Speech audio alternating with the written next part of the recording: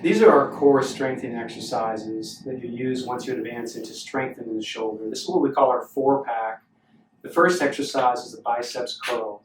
You can use a band, step into that band to stabilize it with your foot, and then just with your arm at your side, you want to do simple flexion and extension of the arm. You can come all the way up.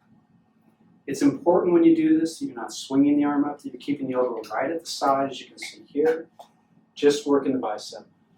The next exercise is internal rotation. In this case, we're going to illustrate me holding the band, but you can attach this band to a door handle. You want to keep the elbow at the side and pull in to the belly, pulling all the way in and out. You can do this 10 times. Good. The next exercise is external rotation at the side. You want to again keep the elbow at the side, start the arm in toward the belly, move the band to the opposite side and pull away. You want to go all the way out to the side, working external rotation.